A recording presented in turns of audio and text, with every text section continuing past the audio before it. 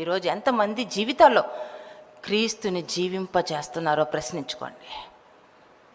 మీ హృదయాల్లో యేసయ్య జీవిస్తున్నాడా, మృతుడుగా ఉన్నాడా? వాక్యాన్ని నెరవేరుస్తూ జీవిస్తున్నప్పుడు వాక్యమే దేవుడై ఉండెను. అపవిత్రత తీసివేసుకో.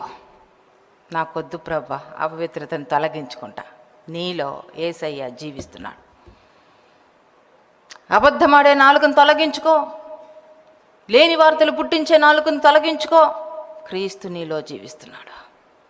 తొలగించుకున్నట్లయితే ఈరోజు నీవు కూడా, ఆనాడు చాలామంది ఆ సిలువ గురించి అనేక మంది ఆ స్కిట్ వేస్తున్న సమయంలో ఏడ్చేస్తూ ఉంటారు. అంత రక్తం గారిపోతుంది. ఇదిగో కషాయోళ్ళు పక్కన ఉన్నారు, కొడలతో కొడుతున్నారు. వారికి మనస్సాక్షి లేదా, వారికి జ్ఞానం లేదా, వారికి బుద్ధి లేదా, వారికి మనసు లేదా?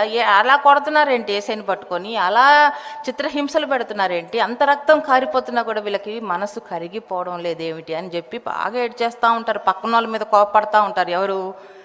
ఆ యూదులు ఎవరైతే కొరడాలు పట్టుకొని ఉన్నారో వాళ్ళని. వీళ్ళు చేతులు విరిగిపోను, వీళ్ళు కాళ్ళు విరిగిపోను అనుకుంటా ఉంటారు.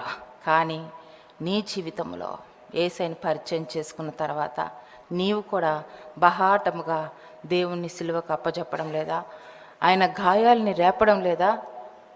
ఒకసారి ప్రశ్నించుకో. నీ జీవితంలో దేవునికి ఎటువంటి స్థానం ఇచ్చావు? ఏ విధంగా యేసయ్యని నువ్వు స్మరించుకుంటున్నావు? ప్రభువా, ఈ లోకంలో ఏది ఉన్నా లేకపోయినా నా జీవితంలో నువ్వు ఉంటే చాలు. ఎంతమంది ఈ మాట చెప్తారండి మామూలుగా ఇక్కడ కూర్చున్న వాళ్ళలో? ఎవరున్నా లేకపోయినా, ఏది ఉన్నా లేకపోయినా, నువ్వు నాకు కావాలి యేసయ్యా. ఎంత సంతోషం యేసయ్యకి ఆ మాట చెప్తే.